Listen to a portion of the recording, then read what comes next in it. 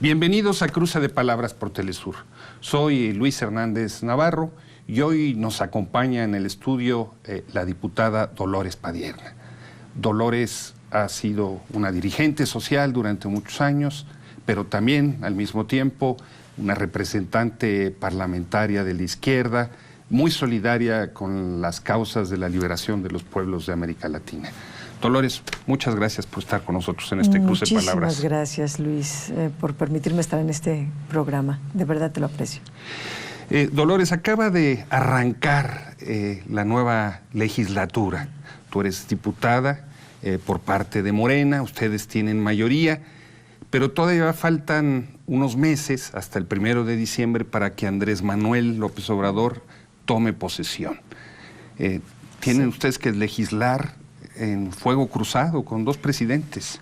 Sí, así pudiera entenderse, aunque estamos aprovechando este tiempo donde todavía gobierna el PRI y nosotros somos una mayoría para hacer balances de la gestión, análisis de cómo está el país, porque ese será el punto de partida de la actuación del nuevo gobierno de López Obrador que entra el 1 de diciembre.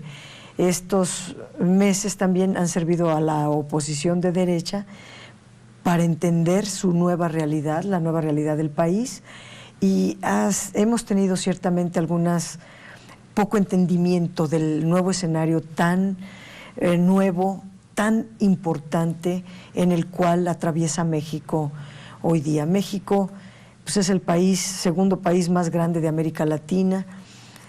Podemos ver a México en esta transición que ha sido muy, muy larga, llevamos 50 años esperando este momento. Ahora que hemos logrado tener como izquierda el gobierno y la mayoría del Congreso, créanme que no lo vamos a desaprovechar para lograr la transformación de nuestro país, apenas se generen todas las condiciones posibles y objetivas, y también para enlazarnos con todos los pueblos de América Latina. La Cámara de Diputados tiene grupos de trabajo con todo el mundo. Vamos a hacer al menos unos 127 países prioritarios, pero los que están en el número 1 se llama América Latina, nuestros pueblos hermanos con los que queremos tener mucha interlocución, mucho aprendizaje, mucha comunicación para solidarizarnos unos a otros, que esta transición que hoy comienza vaya también hermanada, acompañada y también enriquecida con otros países que ya pasaron por lo que vamos a iniciar nosotros, y siendo México del tamaño que es y de la importancia que tiene,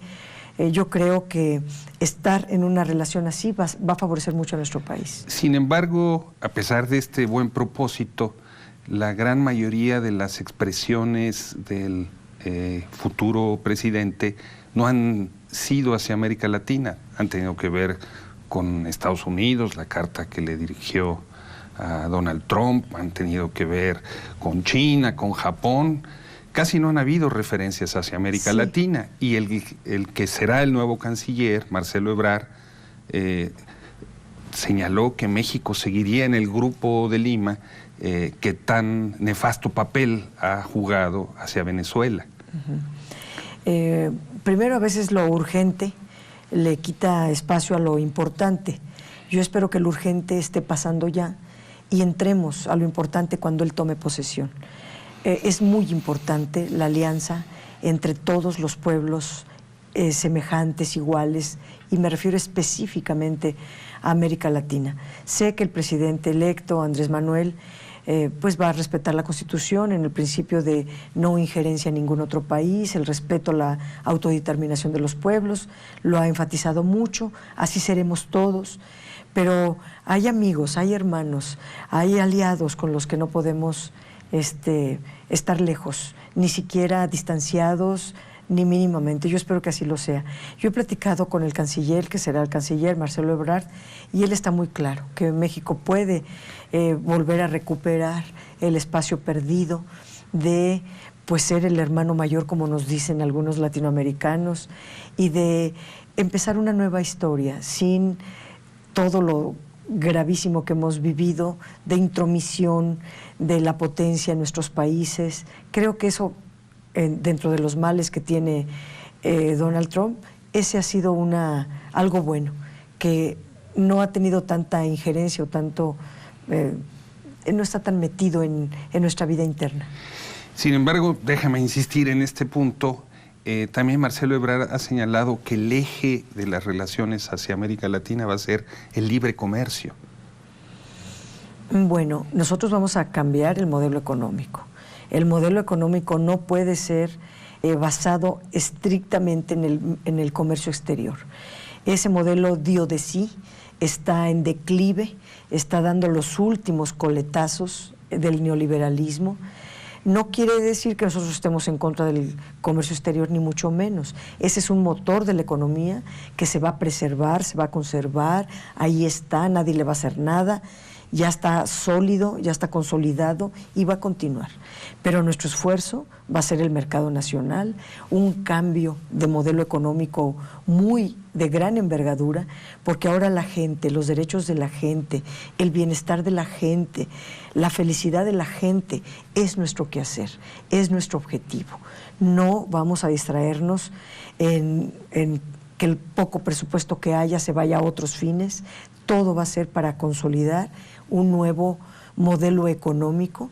Lo conozco, me gusta, lo vamos a potenciar desde la Cámara también, le vamos a dar toda la viabilidad legislativa que se requiera para que en poco tiempo esté dando frutos este nuevo giro del modelo económico. Yo tal vez quiero pensar, el Marcelo Ebrard ciertamente no está muy ligado a los latinoamericanistas, etcétera, pero ya conociendo, ya estando en el cargo, podrá conocer muchas historias importantes. Se acaba de acordar entre el gobierno mexicano y el estadounidense un nuevo acuerdo de libre comercio, el TLC 2.0, en el que todavía hay que ver lo que va a suceder con Canadá. Yo espero que sea tratado de libre comercio con América del Norte, no sea un TBI, un tratado bilateral. Ese acuerdo es muy negativo para México. Es la revista The Economist, que no se distingue por ser muy favorable a los intereses de los pueblos, ¿verdad? Acaba de decir que es peor que para los intereses mexicanos que había. Sin embargo, ese acuerdo fue saludado por el gobierno de Andrés Manuel López Obrador.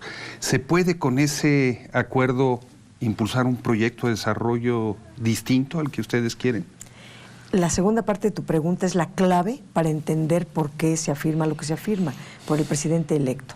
Lo que necesitamos nosotros son recursos y condiciones para impulsar la cuarta transformación en México. Como todos saben, el presupuesto está muy comprometido, hay corrupción por todos lados, el poco presupuesto que hay no nos alcanza para iniciar esta cuarta transformación. Luego, entonces, eso tiene que ver con el Telecán. El Tratado de Libre Comercio, yo le veo 4 cosas negativas, pero 2 muy importantes, muy positivas, y yo las cambiaría, las 4 negativas por las 2 positivas. Las negativas, uno, pues es que no se sabe si es Telecán o no, si va a entrar Canadá o no. Si no entra Canadá, prácticamente es la sepultura del Telecán, y esos sectores que son los únicos que se han beneficiado en estos últimos 30 años, es decir, se mataría lo único que queda, y eso sería grave para el país. 2, es un tratado de libre comercio, pero nos siguen imponiendo los aranceles al acero y al aluminio. Bueno, entonces, ¿es de libre comercio o no? Porque entonces aceptas que la potencia te ponga sus condiciones en mercancías muy sensibles para productos como los automóviles, que es uno de los principales de exportación de nuestro país. No deberíamos de tener aranceles en ninguno, mucho menos en insumos tan importantes como el acero y el aluminio. El otro, pues es que se desaparece aparentemente el capítulo 19 de las controversias. Canadá ha sido muy insistente que esto no sería conveniente, yo lo subrayo, no sería conveniente porque hoy el capítulo 19 nos permite tener tribunales internacionales. Ya sabemos que en muchos manda Estados Unidos, pero muchos pudieran no serlo, y hemos ganado juicios cuando hay un tribunal imparcial de controversias. Ahora nos quedaríamos solamente a expensas de los tribunales de Estados Unidos. Eso le perjudica muchísimo al comercio mexicano. Ya sabemos que tenemos la OMC, que podemos acudir a otro tipo de tribunales, que la OMC ha favorecido a México, etcétera. Pero estamos hablando del Telecán, que por eso yo no lo veo conveniente. En fin, pudiéramos encontrarle, pero ya preservar el Tratado de Libre Comercio sería bueno. ¿Qué es lo nuevo que pasó? Que a mí, la verdad, yo decía, mejor que se acabe el Telecán, si queda todo un capítulo como así de gordo de energía. Era prácticamente todo lo que no lograron en la Constitución mexicana, lo metían con una redacción, no diciendo lo que dice la Constitución, sino lo que querían que dijera la Constitución. Si de por sí nos fue muy mal como país con la reforma energética, ahora era una reforma energética grabada, metida en el capítulo energético de Telecán, donde toda la riqueza, por ejemplo, del Golfo de México se le estaba entregando de entrada a Estados Unidos. Muchas cosas negativas venían ahí. ¿Qué negoció el presidente de la República electo, Andrés Manuel López Obrador? Tirar a la basura ese capítulo y poner 2 parrafitos generales basados en la Constitución mexicana. Eso lo hace diametralmente importante, porque entonces ya si no se da todas estas hipótesis que estaban en el capítulo, entonces podemos tener recursos petroleros para complementar los ingresos del país con estos ingresos petroleros y avanzar en la cuarta transformación. ¿Te parece, Dolores, si vamos a una pequeña pausa? Gracias. Y a ustedes, amigos, amigas, los invitamos a que continúen con nosotros.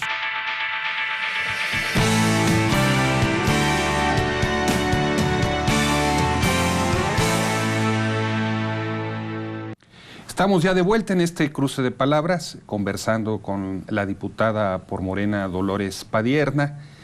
Y Dolores, antes de irnos a la pausa, nos explicabas que ustedes quieren impulsar un nuevo proyecto de desarrollo económico. Un proyecto que implica recursos que no hay.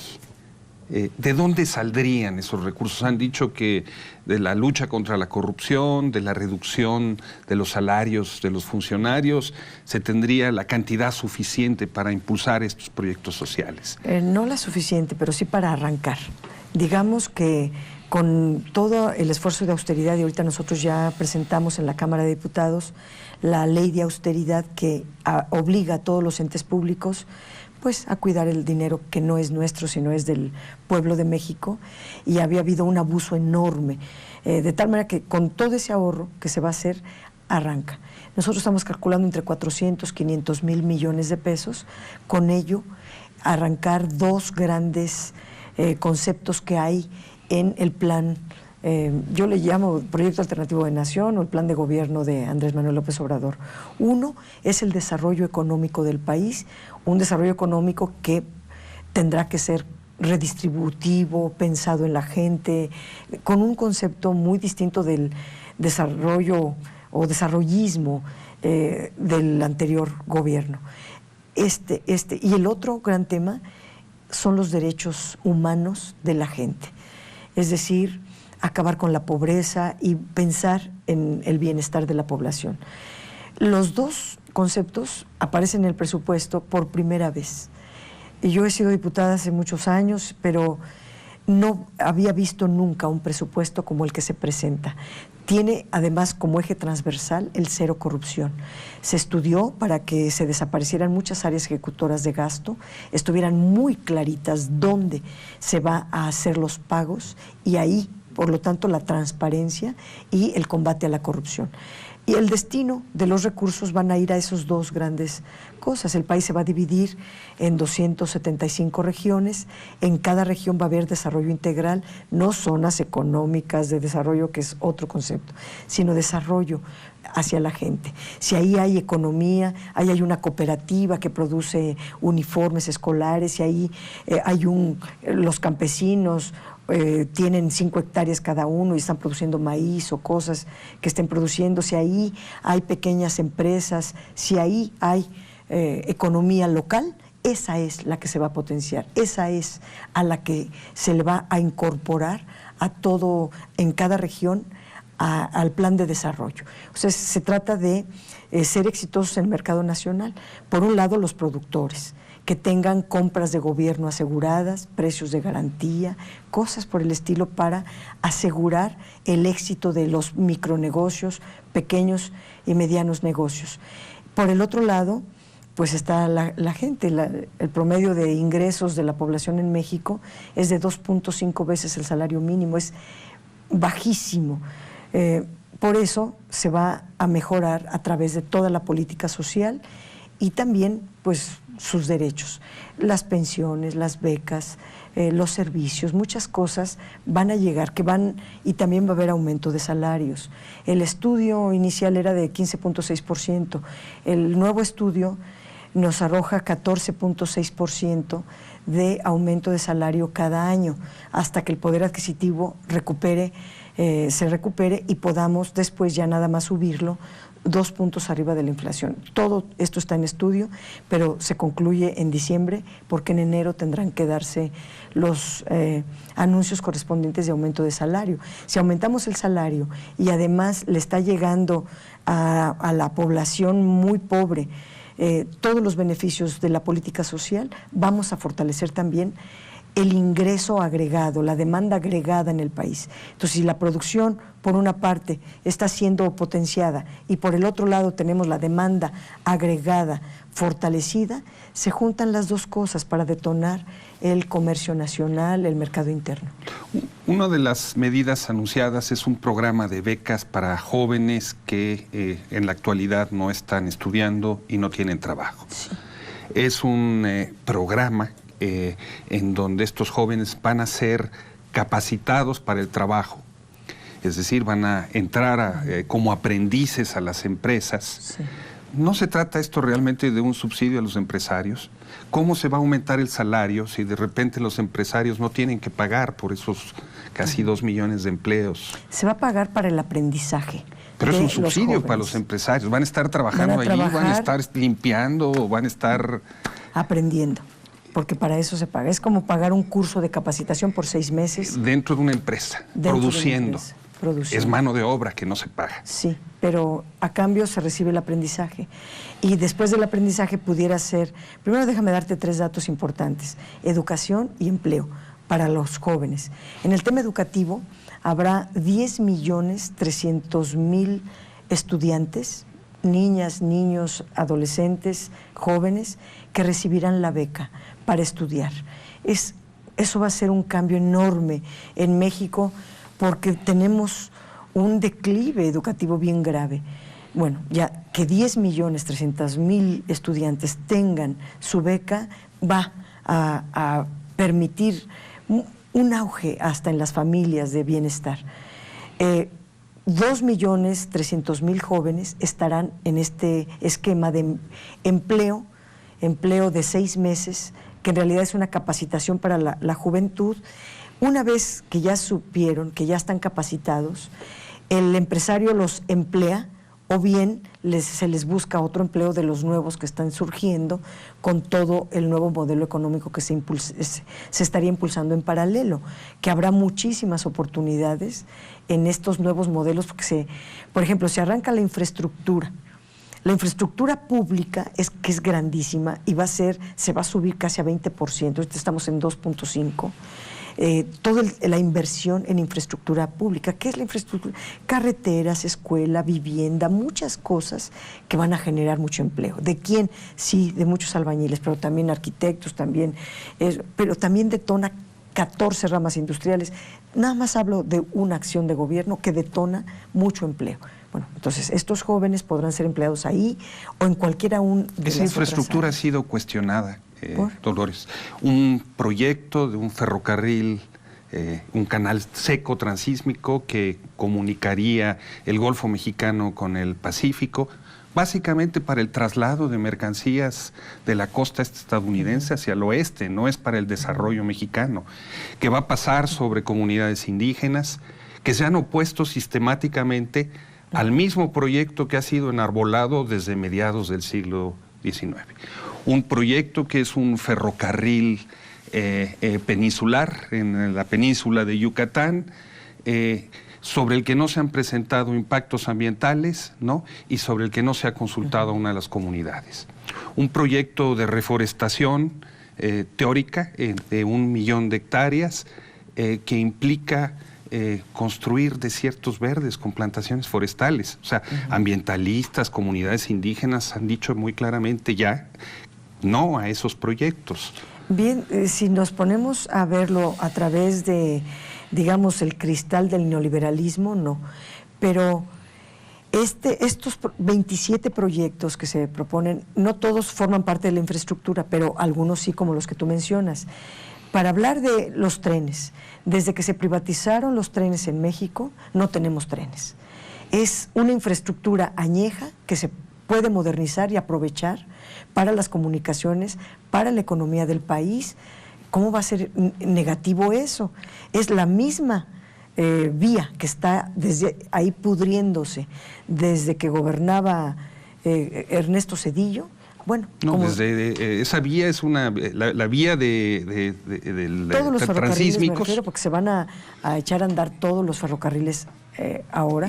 Las vías México es uno de los países con más vías de ferrocarriles que existe. Lo que pasa es que no están pensadas en términos del desarrollo mexicano. Exacto. No, el Kansas City Railroad, que comunica el Golfo con los puertos del Manzanillo y con los puertos de Lázaro Cárdenas, es uno de los corredores de transporte más importantes que hay. Lo que pasa es que los ferrocarriles en México fueron tan grandes, tan importantes, y ahora pues tenemos que medio buscar ahí dónde andan, pero tenemos que desarrollar los ferrocarriles. Pero volvamos al tema. El proyecto es un proyecto de desarrollo que va pasando por los pueblos y va generando desarrollo ahí. ¿Qué desarrollo? El propio de la comunicación, pero no solo. Se genera la economía local y para eso se hace. El no haber comunicaciones. Por ejemplo, déjame poner hace siglos que los pueblos de Oaxaca nos están pidiendo una carretera que una la montaña con la cañada y pasa por 8 pueblos. Esos pueblos están en el olvido, pues así abandonados. Si se comunicaran entre ellos sería un detonante. Necesitamos la carretera. Esa es una de las obras de infraestructura que está planteando el gobierno. Pero lo mismo, hablando de una región, ya no de un estado, sino que atraviesa muchos estados, va pasando por los pueblos dejando y arrojando desarrollo. ¿Cuál? El local. Se va a potenciar la economía local. Y eso va a ayudar muchísimo al desarrollo del país y de la gente. Déjame regresar al funcionamiento de la Cámara de Diputados. Ustedes han hecho de la lucha contra la corrupción el centro de su bandera, ¿no? Sí. Sin embargo, arrancando esta legislatura, hicieron una negociación para que 5 diputados del Partido Verde, muchos de ellos de una trayectoria absolutamente nefasta, se ingresaran a sus filas para tener una mayoría calificada al margen de otros aliados electorales. ¿Cómo justificar eso?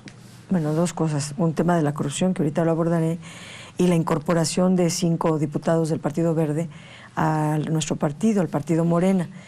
Aquí todos podremos entender y comprender la importancia que tiene que el hecho de que por primera vez somos gobierno en la Cámara de Diputados, pues queremos gobernar la Cámara de Diputados. Si no tenemos 251 diputados, no la puedes gobernar, y la gobernaría el PAN.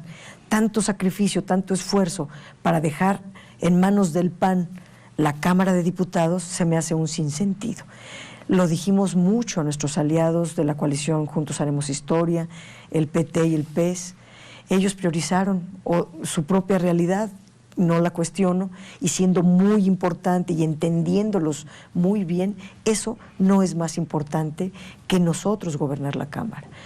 Hasta el límite de la fecha, pues se tuvo que negociar con quien estuvo de acuerdo. Ahora, esto no va a ser para siempre, porque lo han comprendido ya otros compañeros aliados, y yo veo que los del Verde no se sienten muy a gusto. Dentro de poco, digamos, estaremos ya con puros de izquierda o con puros de la coalición Juntos Haremos. Pero aquí, ¿qué es lo importante? Y es lo que yo quiero, 2 cosas importantes en tu pregunta. Primero, el bien superior. El bien superior es dirigir la Cámara de Diputados con nuestro proyecto de transformación y no dárselo al PAN. Eso era un elemento fundamental para nosotros. El otro es que nosotros necesitamos que se entienda muy bien que al gobernar nosotros tenemos la hegemonía, llamémosle así. O sea, ¿quién conduce? Si los otros nos ayudan, un parlamento tiene de colores. Si la derecha vota por nosotros, es correcto. No quiere decir que entonces nos aliamos a la derecha. No, la derecha está apoyando un plan, un proyecto, una ley, una iniciativa que nosotros presentemos. Aquí es quién lleva la conducción, quién lleva la hegemonía, de qué proyecto estamos apuntalando. Si el verde está apuntalando nuestro proyecto, bienvenidos. Si el que sea está apuntalando nuestro proyecto de transformación, bienvenido. Queda en el tintero la discusión pendiente, se nos acabó. La guillotina del tiempo Gracias. cayó sobre nosotros. Muchas gracias por estar con nosotros. Y ustedes, amigos, amigas, muchas gracias por su amable compañía el día de hoy. Y ya saben, los esperamos la semana que viene aquí por Telesur.